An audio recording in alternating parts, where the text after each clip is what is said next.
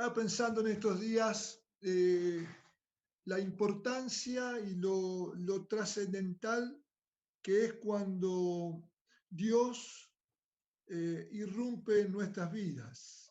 Cuando aparece Dios en medio de una escena, eh, bueno, cómo cambian, cómo se mudan todas las cosas, cambian situaciones, cambian vidas, cambian distintas cuestiones que están presentes y de repente cuando Dios aparece hay un cambio muy grande de todo lo que estamos viviendo. Por eso hoy quiero hablar un poquito, si querés ponerle un título, yo puse este título, Cuando aparece Jesús.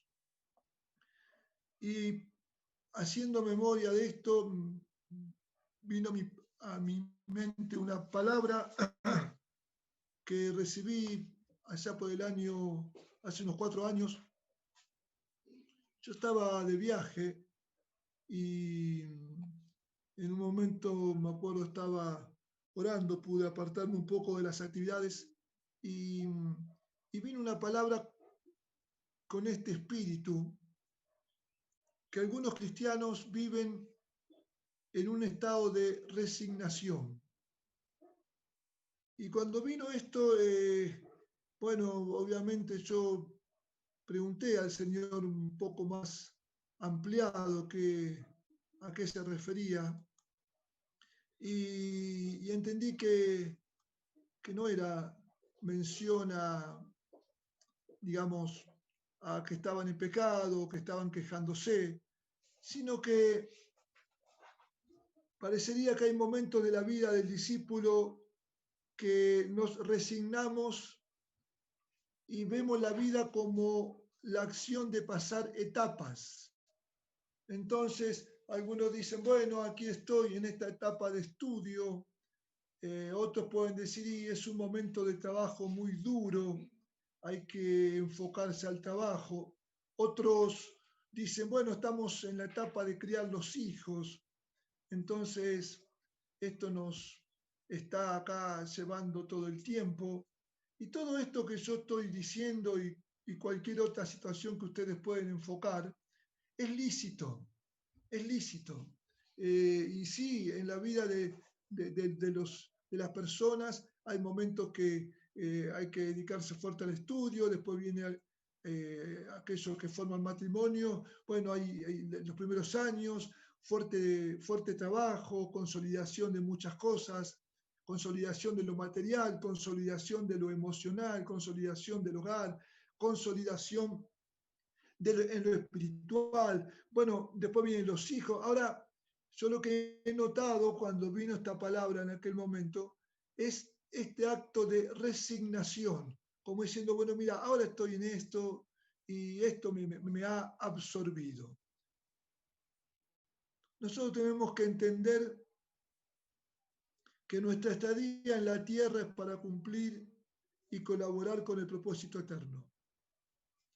Cuánto alivio y cuánto bien vendría a la vida de estas personas si entenderían que están en la tierra para cumplir con el propósito eterno.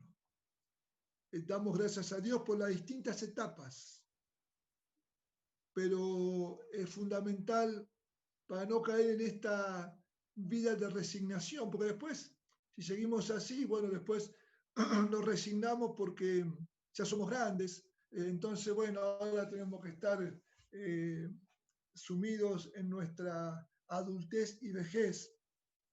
Y yo entiendo que no es así la vida de un discípulo. Y recuerdo que aquel día, y viendo mi carpeta de apunte, después que vino esta impresión a mi espíritu, y ahí anoté una pequeña oración. Yo oré así: bendito Señor Jesús, abre mis ojos, estoy en esta tierra para cumplir una misión. Y hablando de misión, a veces nosotros vemos documentales, bueno, películas, hoy está muy de moda ver series, pero es interesante cuando vemos algo, cuando leemos algo, que tiene que ver con una misión. Yo, por ejemplo, tengo un libro muy antiguo que habla de la expedición de Magallanes, y para mí es impactante ese libro, lo encontré en la calle, porque habla de toda la expedición de este hombre. Este hombre lo que hizo es inmenso, ¿no? Dio la vuelta al mundo. Si bien él no terminó la vuelta, la terminó Sebastián Elcano, pero él fue el que cruzó el estrecho y después muere de una forma muy casi anormal. Pero cuando hay una misión y el que está enfrente de la misión, frente a la misión, bueno, si hay que descubrir, si hay que llegar a algún lugar, bueno, está concentrado para llegar, y obviamente que si hay que llegar, está concentrado en volver. Y el hombre o la persona que está al frente de esto asume de tal manera que dice, vamos a llegar y yo los voy a volver a traer a casa. Esa es la expresión que utilizan. Si están en la misión, por ejemplo, ahora de descubrir una vacuna para el COVID, debe haber gente que no debe descansar lo normal. ¿Por qué? Porque están impregnados de esta visión de descubrir esto, y así podemos poner ejemplo de cualquier otra misión. Y nosotros estamos en la tremenda misión de predicar el evangelio del reino de Dios a todas las etnias que hay sobre la tierra. También podríamos decir a todas las naciones, pero hay versiones antiguas que traducen etnias que habitan la tierra. Y después que este evangelio sea predicado en todo lugar habitable, bueno, seguramente vendrá el Señor. Es una misión tremenda, es una misión que nos apasiona y es una misión que nos va a ayudar cuando encarnamos la misión, nos saca de la resignación. Entonces no vivimos como cristianos resignados a quemar etapas, como personas resignadas a cumplir ciclos. No, porque hemos entendido que nuestra nueva vida comenzó el día del bautismo y va a terminar el día que digamos, bueno, llegó la muerte o llegó Jesús. Hasta ahí estamos en plena y franca misión y en pleno y franco trabajo. Y mientras que estamos compenetrados del desarrollo del propósito eterno, vamos trabajando, vamos criando los hijos, vamos creciendo también nosotros y vamos entrando a lo mejor en las últimas etapas de nuestra vida. Pero el discípulo no puede vivir resignado. No. Tenemos que vivir en fe, tenemos que vivir expectantes. Tenemos que vivir expectantes que en cualquier momento Dios puede irrumpir en medio de la escena, entrar violentamente y decir, buenos días, aquí estoy yo, y aparece Dios, y bueno, y tenemos que decir, ¿y ahora qué va a pasar? Entonces yo lo que quiero hacer hoy con la ayuda de todos ustedes, obviamente que no voy a leer todos los versículos que tengo apuntados, sí los voy a mencionar, algunos tal vez lea, pero quiero que juntos veamos qué pasó cuando apareció Dios, cuando irrumpió Jesús en escena. Entonces, me pareció bien comenzar por el primer versículo de la Biblia, Génesis, capítulo 1, en el versículo 1, 2 y 3. En el principio creó Dios los cielos y la tierra estaba desordenada y vacía, y las tinieblas estaban sobre la faz del abismo, y el Espíritu de Dios se movía sobre la faz de las aguas. Y dijo Dios, sea la luz, y la luz fue hecha. Y si seguimos leyendo, bueno, ya todos saben lo que dice Génesis 1, ¿no? Y termina con la creación del hombre y de la mujer. Ahora yo observa un poquito el versículo 2 y dice que el Espíritu de Dios se movía sobre la faz de las aguas. Las versiones más antiguas dicen que el Espíritu de Dios aleteaba sobre la faz de las aguas y de repente, Dios dijo, sea la luz. Irrumpió Dios. Apareció el accionar de Dios y apareció la luz.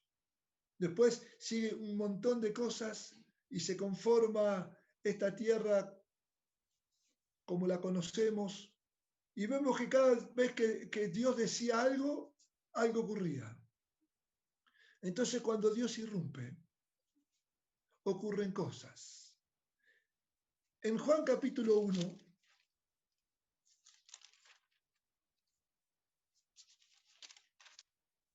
en el versículo 9, dice, aquella luz verdadera que alumbra a todo hombre venía a este mundo. Aquella luz verdadera que alumbra a todo hombre venía a este mundo. O sea que en el mundo irrumpía la luz verdadera. En el mundo aparecía Jesús. Uf,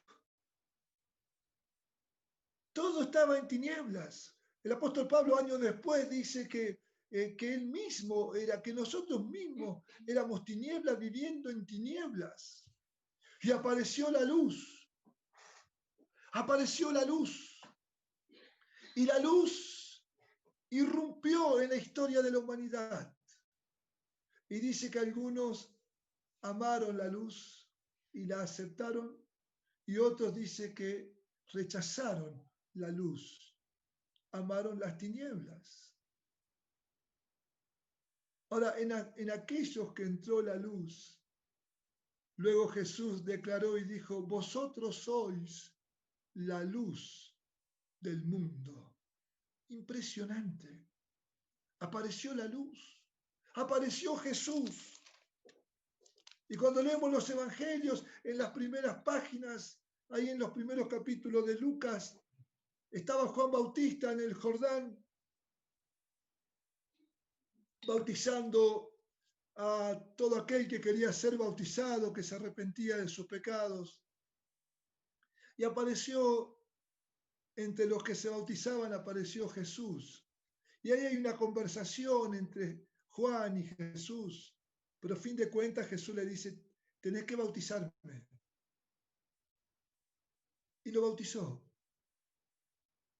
Y dice que mientras oraban, los cielos se abrieron y descendió el Espíritu Santo en forma de paloma. Esto nunca antes había ocurrido. Y una voz del cielo dijo, este es mi Hijo amado, en quien tengo complacencia. Apareció Jesús, apareció Jesús. Y las cosas ya no fueron igual, ya no fueron igual. Después un día él aparece, entra a la sinagoga, día de reposo, y el ministro le pide que lea.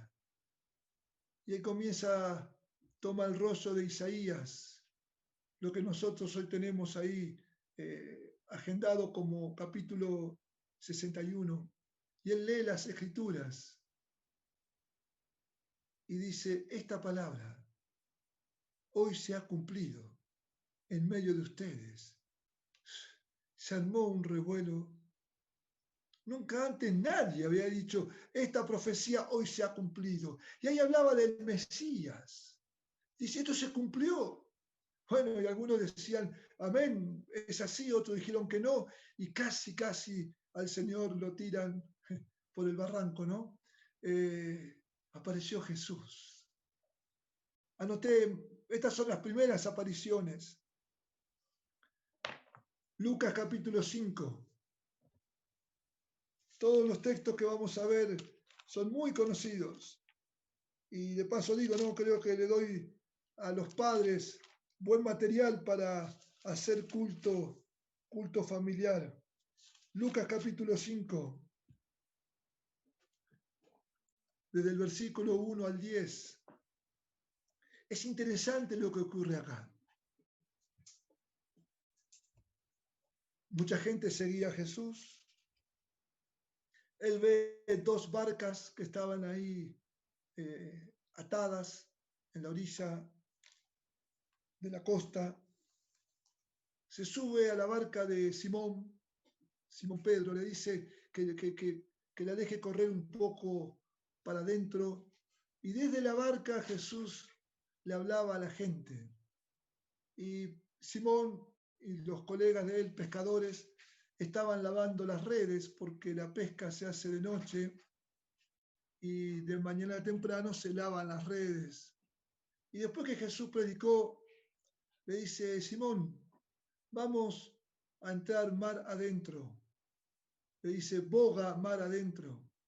Y claro, Pedro le dice, mira Jesús, hemos estado trabajando toda la noche y no pescamos nada. Y Jesús le dice, vamos mar adentro. Claro, es interesante ponerse un poquito en el escenario porque seguramente, bueno, ahí estaba Simón y sus ayudantes, y tal vez un par de barcas cerca estarían los hijos de Zebedeo, porque ellos tenían una pequeña empresa pesquera, y toda la gente estaba ahí mirando esto, todos los ojos puestos sobre Jesús, y claro, y ven que el pescador comienza a remar mar adentro, y sus colegas dirían, ¿qué está haciendo Pedro? A esta hora no se pesca. Si no pescó nada en toda la noche, ¿qué va a pretender pescar ahora?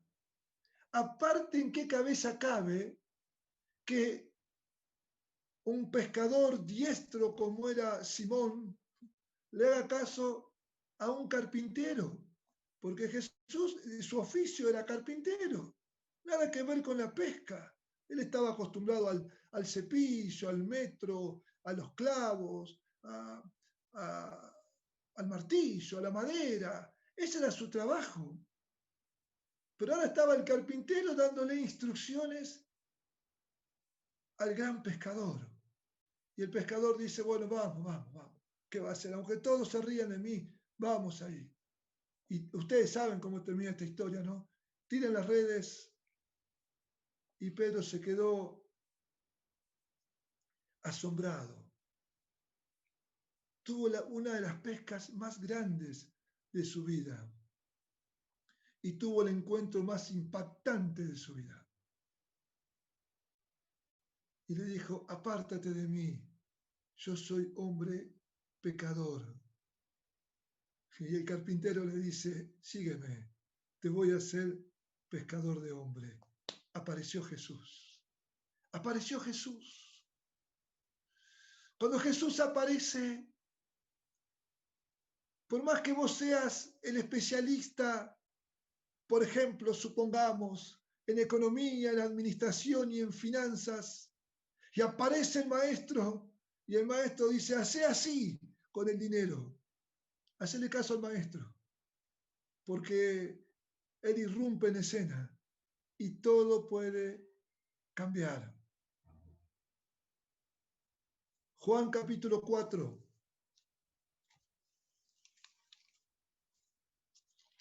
versículo del 46 al 54. Ahí también hay una escena muy impactante. Jesús otra vez estaba en Caná de Galilea, donde había hecho un milagro que después ya lo vamos a ver. Y había en Capernaum un oficial del ejército cuyo hijo estaba enfermo. Un oficial del ejército con el hijo enfermo. Cuando escuchó que Jesús andaba por la zona, se acercó a Jesús y le rogó que descendiese a sanar a su hijo que estaba a punto de morir. ¿Qué situación? Ahora, qué situación lamentable, y hoy podríamos decir que es una situación que se nos ha hecho un poco familiar en este tiempo. Nos enteramos a veces que hay gente que está a punto de morir. Entonces Jesús le dice, si no viereis señales y prodigios, no creeréis. Entonces el oficial le dice, Señor, desciende antes que mi hijo muera. Jesús le dijo, ve, tu hijo vive. Y el hombre creyó. Cuando llegó a su casa, le dieron las buenas noticias.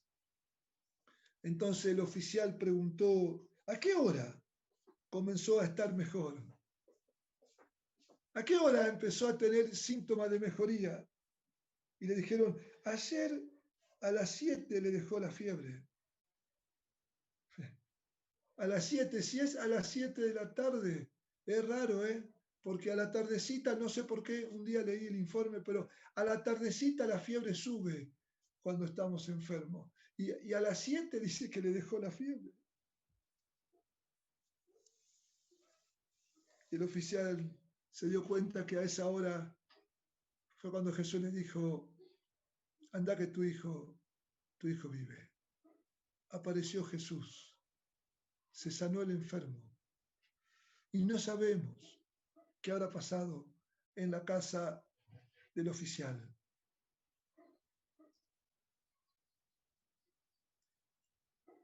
Ahí nomás en el Juan 4, en el principio del capítulo, ahí vemos este diálogo de la mujer samaritana con Jesús. Y yo le puse un título, una mujer se entera que existe un tipo de agua que satisface la sed para siempre. Claro, apareció Jesús. Esta mujer iba todos los días, a lo cotidiano. ¿Ves? Estaba resignada a esta etapa de su vida, a ir a sacar agua al pozo todos los días. Hasta que un día se aparece un hombre y le dice, mujer, dame de beber. Y ahí hay todo un diálogo, pero ¿cómo vos, siendo judío, me pides a mí? Bueno, ahí hay toda una conversación. Y Jesús le dice, si yo te daría de beber, si yo te doy del agua que yo tengo, vos no tenés nunca más sed. Y la mujer le dice, dame de esa agua. Apareció Jesús y apareció un agua que satisface la sed para siempre. Le cambió la vida a la mujer. Le cambió la vida a un montón de gente porque ustedes saben cómo termina esta historia. Y los que no saben cómo termina la historia, bueno, después en casa lean el capítulo 4 del Evangelio de Juan. A un montón de gente en esa aldea, en esa localidad, le cambió la vida. ¿Por qué? Porque apareció Jesús. Apareció Jesús y todo cambió. Marcos capítulo 1.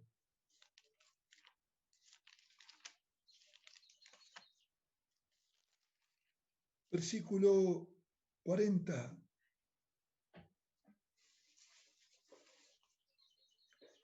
Dice que vino a Jesús un hombre que tenía lepra, un leproso, rogándole y arrodillándose, le dijo, si quieres, puedes limpiarme. Jesús, teniendo misericordia de él, extendió la mano, lo tocó y le dijo, quiero, sé limpio. Y así que él hubo hablado, al instante la lepra se fue de aquel y quedó limpio. Hermano, ¿era posible que un leproso sea curado? No, era algo imposible. Cuando se descubría que había lepra, eran sacados de la sociedad y los leprosos vivían juntos para no seguir contagiando a otro. Aislamiento sería hoy, ¿no? Pero apareció Jesús. Apareció Jesús. Y con Jesús presente es posible que los leprosos sean limpios. Este hombre estaba resignado a vivir y a morir leproso. Estaba resignado. Hasta podían sus pecados ser perdonados, porque Jesús podía haberle perdonado los pecados. Y de hecho se lo puede haber perdonado. Y de hecho el leproso puede haber seguido a Jesús. Pero si seguía el leproso, no podía, porque tenía que seguir estando aislado. Lo imposible, lo que nunca había entrado en la mente del leproso, lo que nunca él había considerado, cuando irrumpió Jesús, ocurrió. Hermano, yo te aliento a que te vayas haciendo la idea de que si Jesús irrumpe en tu vida, lo que nunca pensaste que podía ocurrir, puede ocurrir. Juan capítulo 6.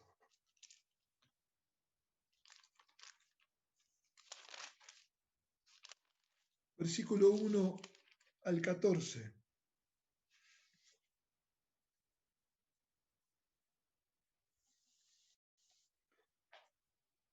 Después de estas cosas, Jesús fue al otro lado del mar de Galilea, el de Tiberias, y le seguía gran multitud, porque veían las cosas que Jesús hacía. Entonces Jesús subió a un monte y ahí estaba sentado con sus discípulos.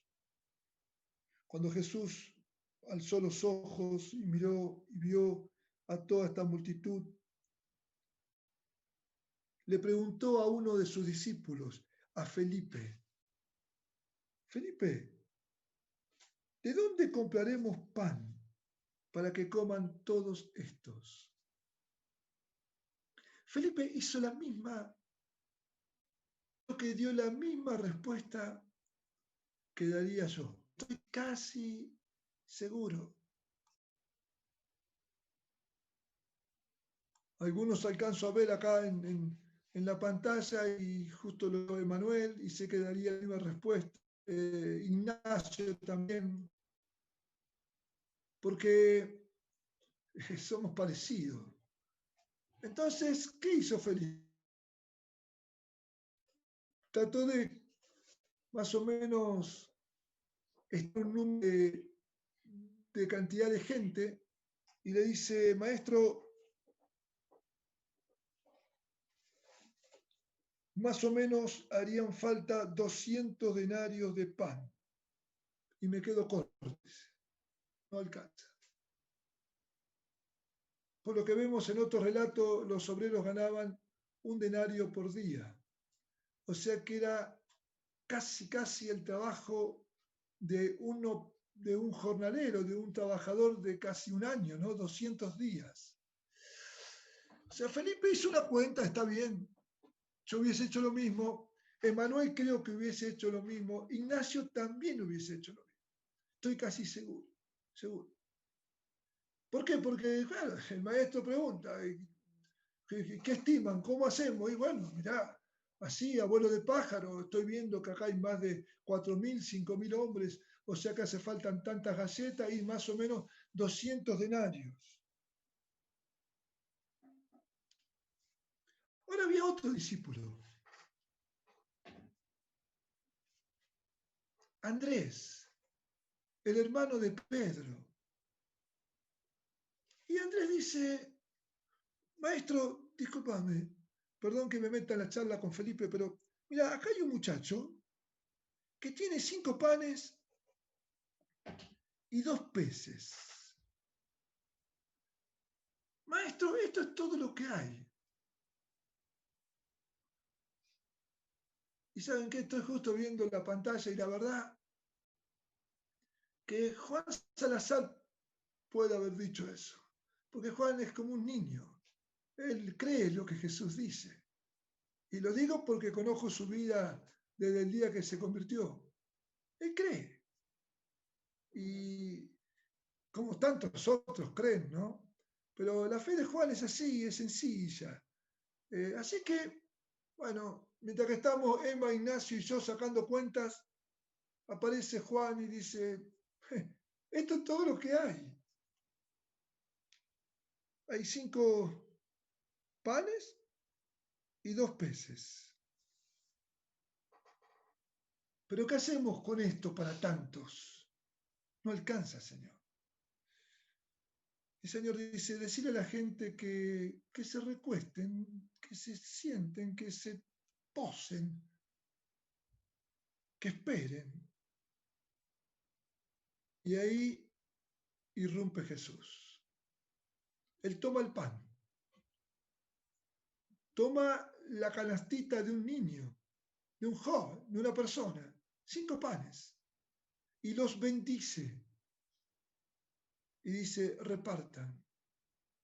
Toma los peces, 2, los bendicen y dice, repartan.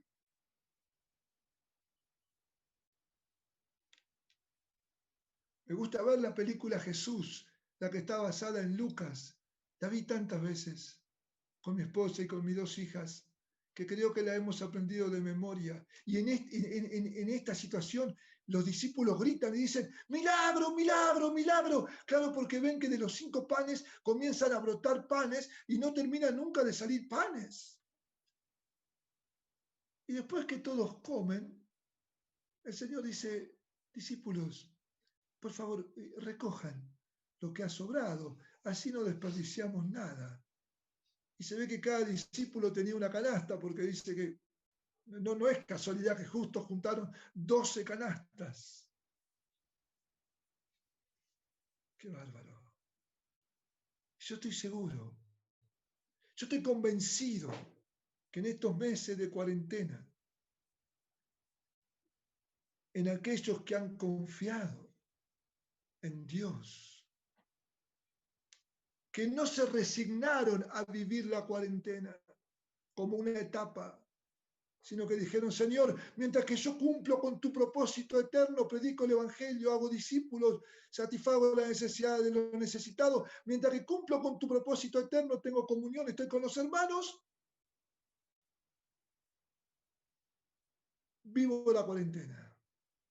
Y yo estoy seguro que Jesús más de una vez apareció en la cocina de nuestras hermanas y ni cuenta se dieron, pero él tocó las papas, tocó el zapallo, tocó el pan, tocó el aceite y los alimentos se multiplicaron. Yo estoy convencido, ni cuenta te diste, ni cuenta te diste, ni cuenta. Ahora, claro, si vos te resignás, bueno, está bien, dice que son 40 días, ahora vamos por el día 170, qué sé yo, cuándo va a terminar esto, que aquello, que lo otro. Y en la queja no irrumpe Jesús, no irrumpe. Jesús irrumpió en el leproso porque el leproso le dijo, ¿me podés limpiar? Jesús se le apareció ahí, en la sanidad del coronel del sirviente del rey, porque él le dijo, maestro, mi hijo muere. Apareció Jesús. Comieron miles.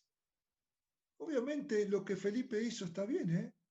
Y la cuenta sigue teniendo vigencia. Hacía falta 200 denarios. O sea que si Ignacio y si Emanuel y yo sacamos la cuenta, hermanos, no estamos condenados. Está bien. Había que sacar la cuenta. pero apareció el otro con la canastita. Doy gracias a Dios por los hermanos que aparecen con la canastita y dicen, confiemos que si tenemos esto, Dios puede aparecer y nos puede dejar impactados. Otro más. Juan, capítulo 2. Es interesante porque Jesús puede aparecer en cualquier lado. Él no tiene problemas. Él aparece en la sinagoga, aparece arriba del barco de Simón, apareció acá arriba de un monte y ahora aparece acá en una fiesta. Ay, no hay cosa más linda. Hay gente que les gusta las fiestas, ¿no? Y a la gente que le gusta la fiesta le gusta ir a los casamientos, a los cumpleaños. Bueno, a otros por ahí, qué sé yo, no sé, vamos, pero no, a lo mejor a mí no me entusiasma tanto, perdónenme, pero yo voy también, disfruto, ¿no? La comunión, los hermanos, es lindo, los casamientos, que la novia, del novio no lo registra nadie, pero bueno, que la novia, y todos hablan de la novia, y bueno, muy bien, y comemos, y bebemos. Y acá había un casamiento, y estaba Jesús invitado, estaba la mamá de Jesús como encargada del servicio aparentemente, estaban los discípulos, estaban los mozos, estaba todo lo que nosotros tenemos hoy, con otros nombres, ¿viste? Maestre Sala, le dicen, bueno, pero estaban los mozos. Y de repente pasa algo que no debería pasar en una fiesta. De repente se termina el vino. Y se ve que iban por el primer plato a lo mejor, ¿no? Ay, ay, ay, ay, ay. No había gaseosa en aquella época. Se tomaba agua o vino. Pero siempre el vino está bien.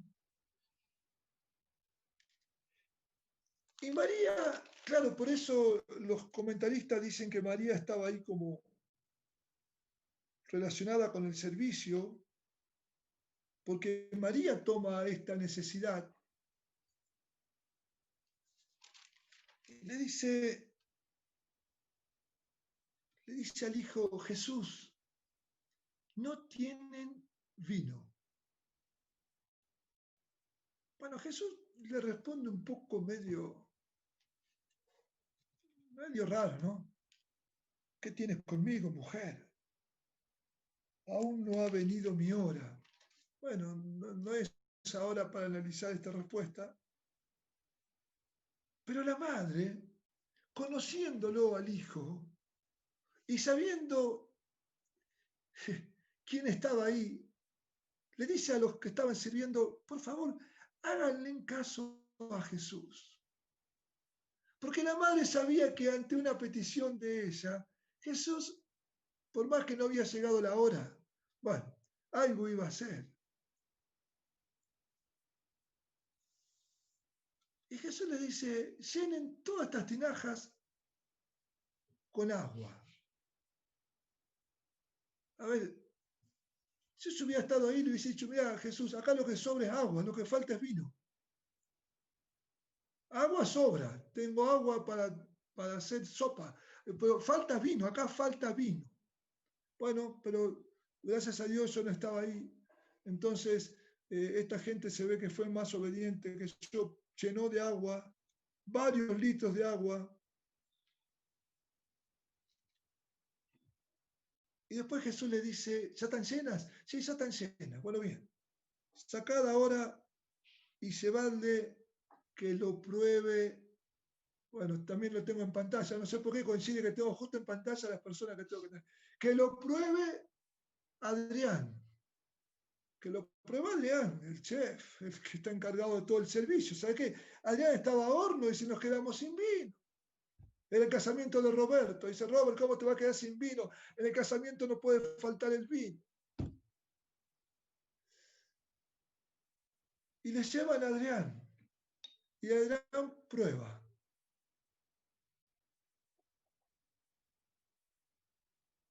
Hay que probar, hay que dejarlo un poquito acá en la garganta, aquí en la boca y después acá no. Hay que olerlo. Y Adrián va y le dice, Robert, discúlpame, el mejor vino lo tenía guardado. Le hemos estado sirviendo acá un vinito medio barato y ahora, no sé, este parece que es un Malbec, no sé qué cosecha será, ni tampoco sé de qué viñedo lo habrán sacado. Esta cepa es increíble. Hermanos, cuando aparece Jesús, prepárate a que pasen cosas que jamás te imaginaste. Es increíble. ¿Cómo el agua se va a convertir en vino? Es increíble. El vino sale de la uva. Hay que plantar la semilla, tiene que crecer la plantita, tiene que desarrollarse, hay que esperar un montón de años para que saquen la florcita y después sale el racimo, después hay que ver si la cepa es buena, después hay que trabajarla, hay que ir buscándole la vuelta, hay que cosecharla, hay que pisarla, hay que colarla, hay que dejarla ahí años que repose y hay que ir todos los días tocándole el tema para que la graduación no se rompa y que no se rompa no sé qué, y las moléculas, qué sé yo. Y después, tal vez, si todo anda bien, estamos en presencia de un buen vino. Y acá, en cuestión de minutos, apareció el mejor vino. ¿Por qué? Porque apareció Jesús. Apareció Jesús. Vamos a otro más. Juan capítulo 6.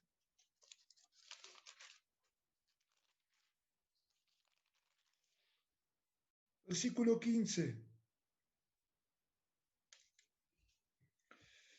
Entendiendo Jesús que lo querían agarrar y hacerlo rey, se fue solo a un monte. Se fue solo a un monte. Se hizo de noche. Sus discípulos descendieron a la costa del mar. Entraron en una barca y comenzaron a cruzar el mar hacia Capernaum.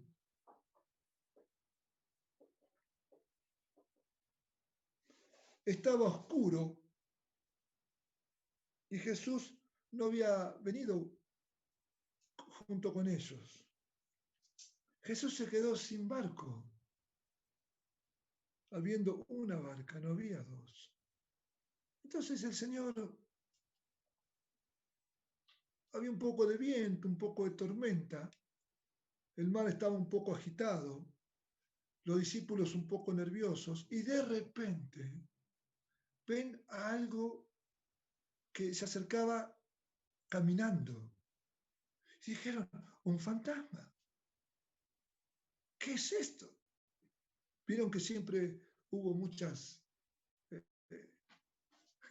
no sé si, historias sobre los monstruos del mar. Andá a saber lo que habrán pensado los discípulos, qué sé yo, no sé. Leyendas, me dicen aquí. No sé. Dice, pero viene caminando. Y el que venía caminando dice, tranquilos, hermanos, tranquilos. Soy yo.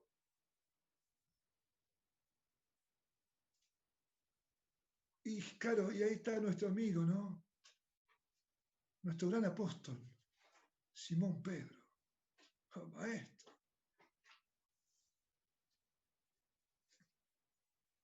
Este Simón era un niño, era un audaz, era un intrépido, él contestaba rápido, tenía la gran revelación y después contestaba mal, él mezclaba, pero ahí le dice, Señor, si tú eres, yo también camino. El Señor le dice, vení, ¿qué problema hay? Vení. y 2 hombres caminaron sobre las aguas.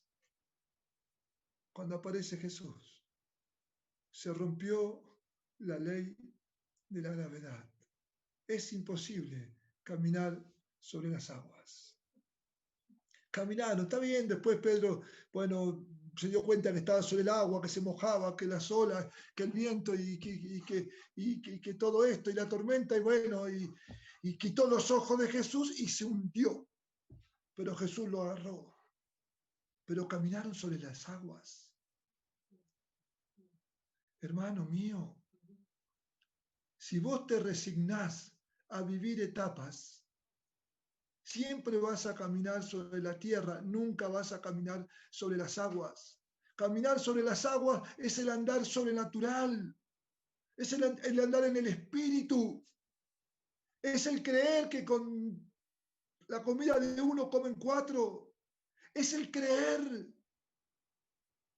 que el enfermo se sana, es el creer que los pecados son perdonados, es el creer que nuestras viejas historias y nuestra vieja vida terminó en la cruz de Jesucristo. Jesús nos invita constantemente a caminar sobre el agua. La vida del cristiano es una vida en contracorriente. Todos mienten, nosotros no. Los hombres engañan a las mujeres, a sus esposas, nosotros no. Los solteros tienen relaciones sexuales prematrimoniales, los cristianos no. Los adolescentes inconversos no obedecen a sus padres y se quieren ir de sus casas. Los cristianos adolescentes obedecen a sus padres y le honran. Los obreros cristianos llegan tarde, trabajan, no, los no cristianos llegan tarde, trabajan a desgano y se quedan con los bienes de la empresa. Nosotros no. Llegamos temprano, trabajamos como para el Señor y no tocamos ni una pluma porque no es nuestro. Esa es la vida del discípulo. Es andar sobre el agua. Los que no conocen al Señor especulando a ver si les conviene esta ayuda o aquella otra. No tengo ningún problema si alguien necesita el subsidio, hay que cobrarlo, por supuesto, pero no en la especulación a ver si el subsidio A es más que el B y es más que el C. No. Señor, tomo esta ayuda y la tomo perentoriamente porque ni bien esto se arregle, yo voy a tener trabajo, porque mis manos me van a proveer, porque tus fuerzas son mis fuerzas. Cristiano, camina sobre el agua. Camina sobre el agua. Rompe la ley de la gravedad. Otro más.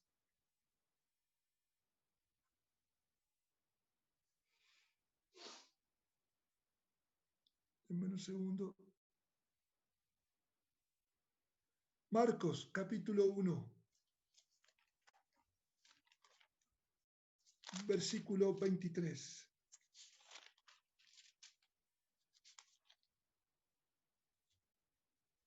Pero había en la sinagoga un hombre con espíritu inmundo, un hombre que estaba endemoniado. Dio voces diciendo: ¿qué tienes con nosotros, Jesús Nazareno? ¿Has venido para destruirnos? Sé quién eres, el Santo de Dios. El demonio daba testimonio de quién era Jesús. Pero dijo: cállate y sal de él. Y el espíritu inmundo, sacudiéndole con violencia y clamando a gran voz, salió de él. Y todos se asombraron, de tal manera que discutían entre sí diciendo: ¿qué es esto? ¿Qué nueva doctrina es esta? Que con autoridad manda aún a los espíritus inmundos y le obedecen. Muy pronto se difundió la fama de Jesús por toda la provincia alrededor de Galilea. un hombre con espíritu inmundo, un hombre influenciado por el diablo, pobre hombre, como tantos hoy hay, hombres y mujeres. Apareció Jesús.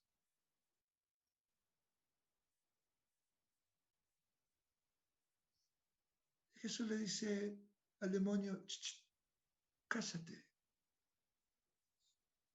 sal fuera. Hermanos, cuando Jesús aparece, los demonios se sujetan. No hace falta ninguna obra de ingeniería para que un demonio salga y para que una persona sea liberada. En el nombre de Jesús, los demonios salen. Jesús dijo, toda potestad me es dada en el cielo y en la tierra, por tanto, hagan esto, y estas señales seguirán a los que creen. Entre otras cosas, en mi nombre echarán fuera demonios.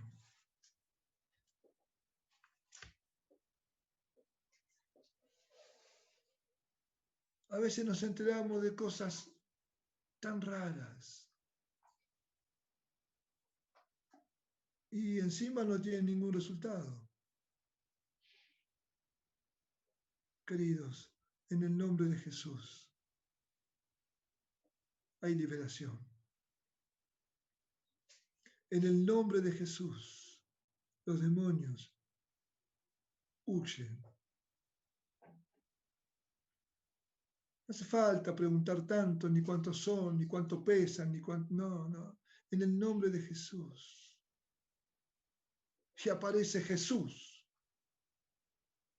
Y son libres. Son libres. Y esta experiencia la hemos vivido otra vez. Y la vamos a seguir viviendo. Porque hay poder en el nombre de Jesucristo. Hay poder en el nombre de Jesús. Tengo algunos más. Bueno, hay un montón, pero algunos más.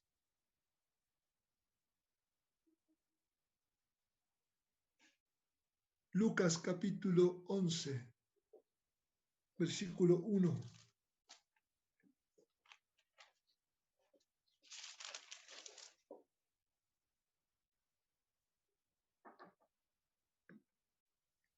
Aconteció que estaba Jesús orando. Estaba orando. Y terminó de orar. Uno de sus discípulos, acá no dice cuál de los dos se fue, uno de sus discípulos, no pongamos ningún nombre porque no dice, algunos deben tener ya quién puede ser, pero dejémoslo ahí. Uno de sus discípulos le dice, Señor, enséñanos a orar. Y le pone un argumento, ¿no? Le dice, como también Juan enseñó a sus discípulos. Claro, este discípulo ha dicho, yo me enteré que el discipulador Juan le enseña a los discípulos a orar. Y vos que sos nuestro discipulador, no nos enseñás a orar. Maestro, enséñanos a orar. Si no los cambiamos de discipulado, no le digas. Pero viste, algunos quieren cambiar de discipulado. Bueno, no importa, acá no. Y Jesús le dice, bueno, está bien, yo le voy a enseñar. Cuando ustedes oren, digan así, 2 puntos. Y acá vino la revolución. Padre nuestro que estás en los cielos. ¿Y por qué digo la revolución? Porque cuando apareció Jesús y le pidieron que les enseñase a orar, cambió la oración. Nunca nadie todavía había orado de esta manera. Él sí, él decía, Padre mío, te alabo, pero nunca nadie había enseñado a orar así. Irrumpió Jesús, cambió la oración y dijo, ustedes van a orar de esta manera, van a decir, Padre nuestro. Claro, y ahí se acrecentaron los problemas. No solamente este hombre dice que es hijo de Dios, sino que ahora hace que todos estos oren diciendo Padre nuestro. ¿Por qué? Porque por medio de la cruz somos adoptados, hijos suyos. Ya somos hijos, no somos ni extranjeros, ni advenedizos, ni nada. Somos hijos adoptados. Por medio de Jesucristo, el Padre nos adoptó, nos hizo hijos suyos. Y nuestro hermano mayor dice, hermanos, oren así. Padre nuestro que estás en los cielos, te bendecimos, santificado sea tu nombre. Pero estamos en cuarentena. ¿Cómo vamos a ponernos a decir todo esto? Santificado sea tu nombre, Señor. Acá hay una crisis económica, financiera, ocupacional. No hay vivienda, no hay seguridad, no hay trabajo. Por lo tanto, ahora estoy en la etapa del trabajo. No te resignes a quemar etapas, amado. Entra a tu cuarto y cierra la puerta y decile, santificado sea tu nombre. Y que esta primer parte de la oración te lleve muchos minutos. Tenemos todos los atributos. Bueno, si querés, elegí un atributo por día. Te alcanza y te sobra para invertir muchos minutos. Alabarle a Dios. Los que no ejecutan instrumentos, los que no saben entonar. Bueno, está internet ahora. Alabadle, alabadle, alabadle, con son de júbilo. Que tu cuarto se transforme en un lugar de alabanza, de adoración. Yo no sé cantar y tampoco voy a aprender, creo, ya a esta altura. Tal vez cuando me haga más grande tenga tiempo y pueda volver a estudiar algo de música, tal vez, no sé. Pero yo alabo. Ayer mi esposa estaba en una videollamada con mis nietas y mi hija y le pone a mi nieta, a nuestra nietita, y le dice, mira lo que está haciendo acá el nono. No me acuerdo yo que estaba cantando, no sé, pero sí sé lo que estaba haciendo, ¿no? Corriendo alrededor de la mesa y saltando. ¿Por qué? Porque así es Dios. Alabadle, alabadle, alabadle. La queja no entra. Cuando hay queja porque dejamos de alabarle. No hay tiempo para quejarse cuando hay alabanza. Alabadle. Los que tocan instrumentos, toquen instrumentos, por favor. Sí, pero ahora no se puede tocar en la reunión. Y si no, vos no estás para tocar en la reunión. Vos estás para alabar a Dios. ¿A dónde? En tu casa. Alabadle. Silbá, cantá, orá en lenguas, cantá en lenguas.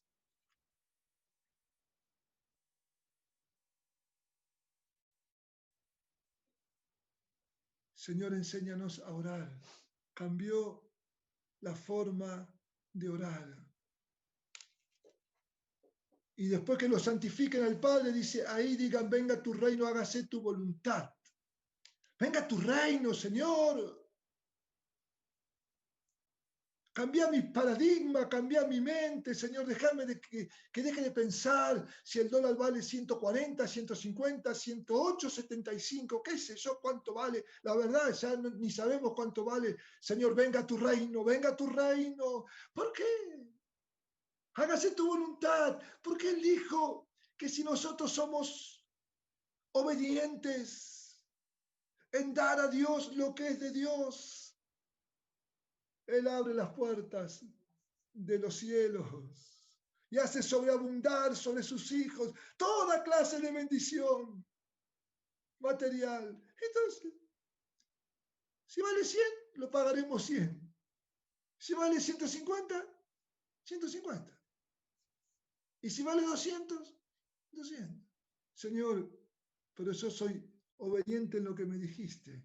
Este pedazo de mi ingreso es tuyo y yo te lo doy con alegría. Ah, pero no hay culto. Entonces, ¿dónde damos? Cada Dios lo que es de Dios. Y a César lo que es de César. Y Dios abrirá la ventana de los cielos. Y Dios irrumpe en nuestra economía y nos quedamos asombrados. Decimos, Señor, ya pasó marzo, ya pasó abril, mayo, junio, julio, agosto, septiembre, ya estamos a 4 días de octubre. Señor, no faltó pan, no faltó comida, no faltó ropa, no faltó. Bendito es tu nombre.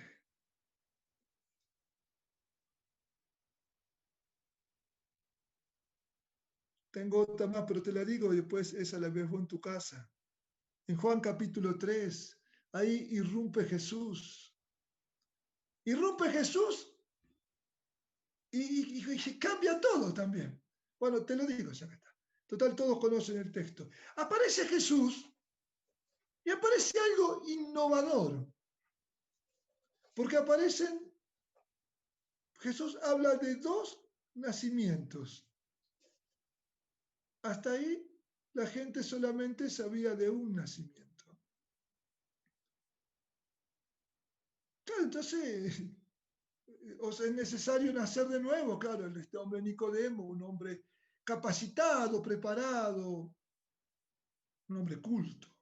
Le dice, maestro, ¿cómo yo, siendo un hombre grande, cómo hago para entrar de nuevo al vientre de mi madre, hacerme chiquitito, entrar de nuevo y nacer? Es imposible. Y apareció Jesús, irrumpió Jesús, y cuando él irrumpe cambia todo. Y dice, no, Nicodemo, te voy a explicar, hay 2 nacimientos. ¿Cómo? A ver, Jesús, es de noche, si me agarran acá hablando con vos, corro el riesgo de que me expulsen de la sinagoga. Por favor, Jesús, rápidamente y lo más claro posible, explícame esto, porque si no yo esta noche no duermo. Claro, eso nos dice la Biblia, pero es para imaginarse, ¿no? Que te digan, hay 2 nacimientos. ¿Cómo 2 nacimientos?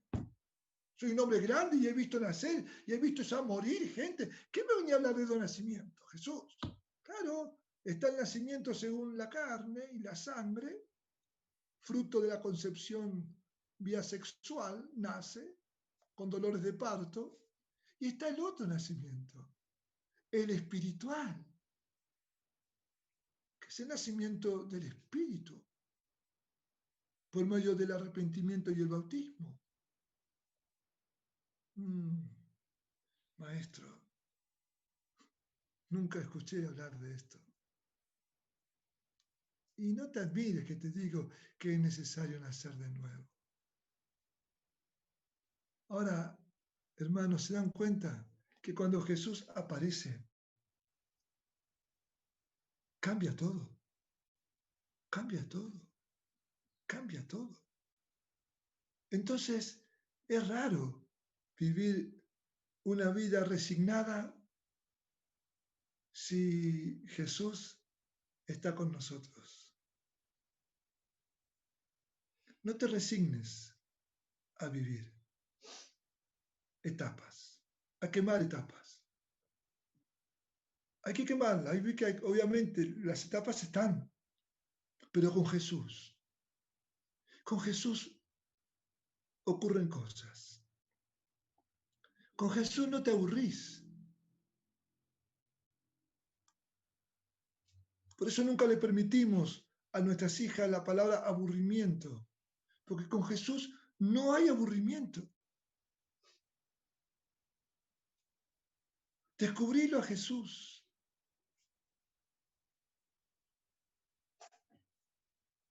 En esta época hay muchos enfermos. Bueno, no importa que no conozca a los enfermos, orá. Orá por cuanto enfermo te enteres que hay. Y orá pidiendo sanidad, pidiendo consuelo, pidiendo provisión de mercadería, de alimento. Orá. Tal vez está la posibilidad de ayudarlo, tal vez no, porque no conocemos, pero no importa. Intercedemos. No sé, te enteraste del conflicto armenio-turco, orá. Y oye, ¿pero qué tengo que ver yo con los armenios, con los turcos? Yo tampoco tengo nada que ver. Tengo amigos armenios, lo único. Pero orá, orá. Hay gente necesitada. Hay un canal abierto, ahora vamos a averiguar un poquito más, pero hay una posibilidad de enviar ofrenda para los hermanos que están necesitados. ¿Ves? Y a lo mejor llega hasta allá ya mandamos oportunamente a Armenia, me acuerdo, una ofrenda. Orá. Sí, pero está tan lejos. Orá. Venga tu reino. Hágase tu voluntad. ¿Cuánto hace que Jesús no irrumpe en tu vida? ¿Cuánto hace que no aparece Jesús y te saca de la monotonía?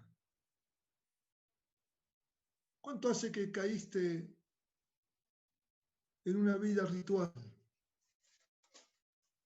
Me levanto, oro, vengo, me quejo, estoy cansado.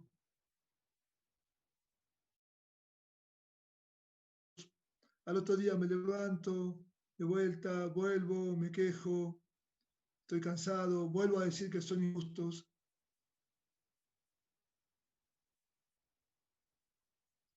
¿Y el Evangelio? ¿Y la tarea? ¿Y la misión? Pero si no podemos andar, no podemos visitar, es cierto. Pero bueno, ya se va a poder. Mientras tanto, hagámoslo vía teléfono.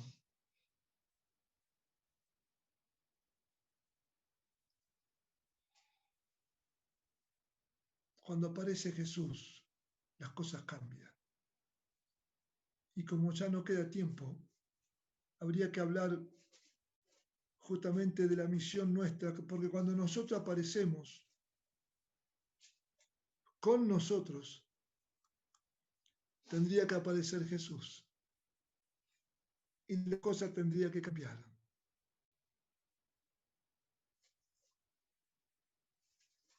Cuando nosotros aparecemos en un lugar, aparece la paz. ¿Qué dijo Jesús?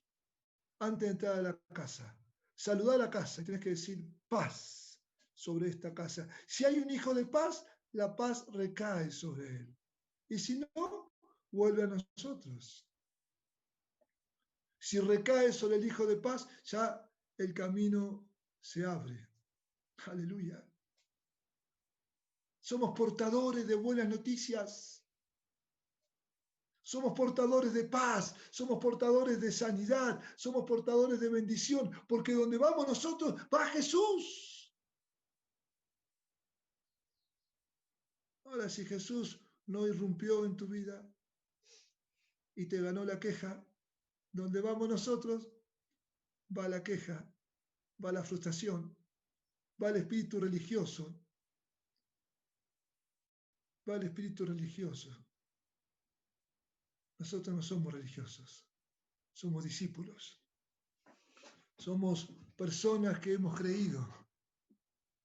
Algunos creyeron hace muchos años, otros hace algunos meses y otros hace semanas y otros tal vez hacen días.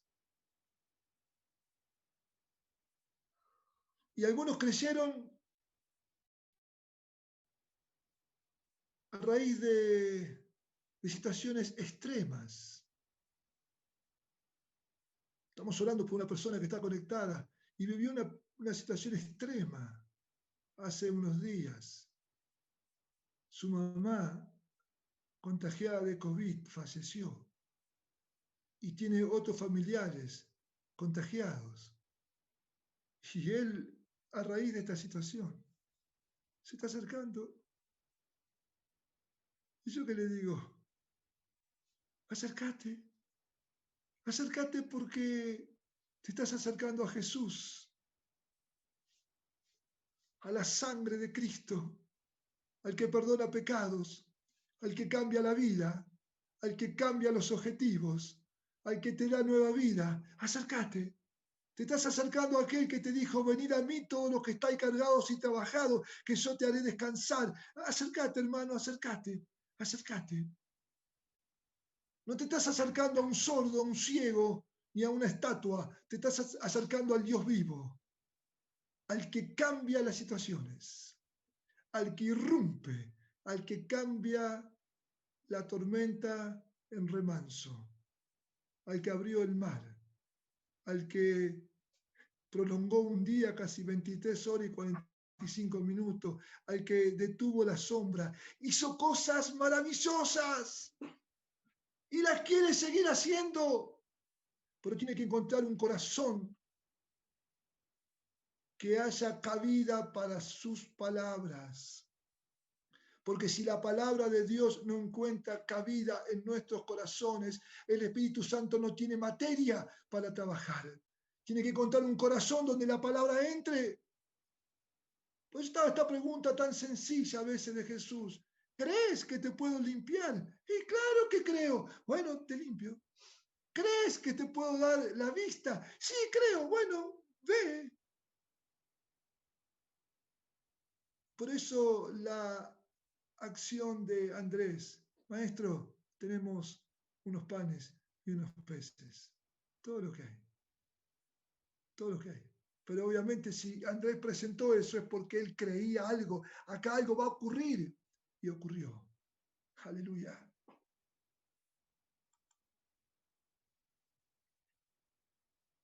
Terminando, tenés dos posibilidades. Mejor dicho, tenés una sola. Hay una sola posibilidad en la vida. Es ser cristiano. Lo otro no tendría que ser una posibilidad. Porque lo otro es resultado de no ser. Y el resultado de no ser es muerte eterna. Ahora, en esto de ser cristiano, ahí podríamos decir, hay dos posibilidades. Que tampoco hay dos, pero supongamos, para decirlo de alguna manera. La única gran posibilidad, ser discípulo y vivir como el maestro quiere. Y la otra que no es una posibilidad, la otra surge como consecuencia de no querer ser discípulo, es ser religioso. Ser religioso. Pero es triste la vida del religioso. Es triste la vida del religioso. Porque Cristo está afuera. Cristo está afuera. No está adentro. Vos estás en una barca, Cristo está en otra. Que pueden que estén cerca. Entonces, como están cerca, bueno, está bien, si esta barca pescó mucho, le tiran un pescadito a la otra, pero Cristo está en la otra. Cristo está en la que se pesca. Cristo está en la red que recoge. No está en la red que sale vacía. Entonces, salí de todo tipo de religión y decirle a Dios que vos querés ser su discípulo.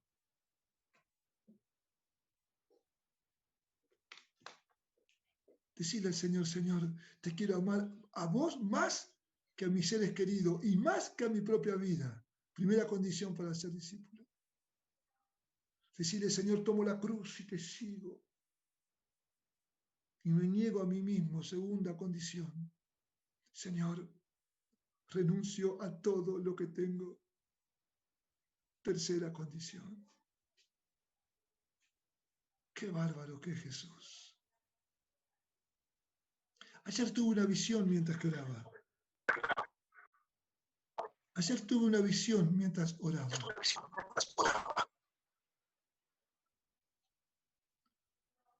No esperen un gran relato. vi simplemente, vi una cruz.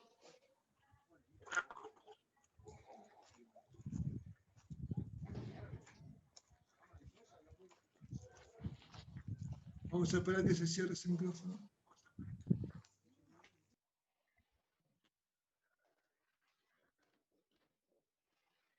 Simplemente vi una cruz. Y cuando vi esa cruz, di tantas gracias al Señor.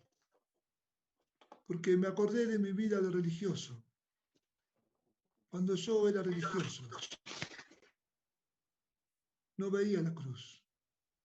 Cuando yo era religioso, veía el crucifijo. Y en el crucifijo está el Cristo colgado. Pero cuando me hice discípulo, vi la cruz. Así que me dediqué, después de orar y leer y de hacer los trabajos que tenía que hacer en mi casa, que eran varios, y antes de comer volví y hice culto a Dios, mirando la cruz.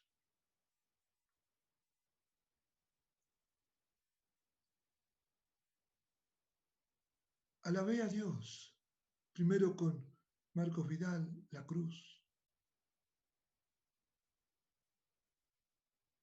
Después, claro, yo ya soy grande, ¿no? Fui a Stigrin. Por favor, hacerle escuchar a tus hijos canciones bíblicas, desconectarle un poquito esas canciones que son cristianas y que no dicen nada. Tanto hacerle escuchar algo que diga algo, por favor. Así que con Stigrin me pasé por la cruz y después algún himno también. Y después pasé por los años 80, 90 de Marcos Witt, de Barrientos, de Rocha, y terminé, no me acuerdo con quién, en inglés. Y cuando veo que se enfoca la cruz, la gente baja la cabeza. Me cuesta mucho a mí aprender cosas de memoria, pero en la canción de Vidal hay una rima que dice, eso que nunca me acuerdo, Beli, por favor, ayúdame. La realeza que se obstina, tu cabeza que se inclina, mi pobreza que termina, y ahí dice, en la cruz. La realeza que se obstina, tu cabeza que se inclina. Y el tercer verso me impacta, mi pobreza que termina, ¿dónde? En la cruz, en la cruz, en la cruz, en la cruz. Aleluya. Señor, decimos, basta de religión. Basta de teorías. Basta de partituras que nunca tocamos. Porque a veces los cristianos parecemos aquellos músicos, Padre, que tienen partituras que nunca tocan. ¿Qué quiero decir con eso, Señor? Textos que no practicamos. Señor, miramos la cruz, la realeza que se obstina, tu cabeza que se inclina, mi pobreza que termina en la cruz.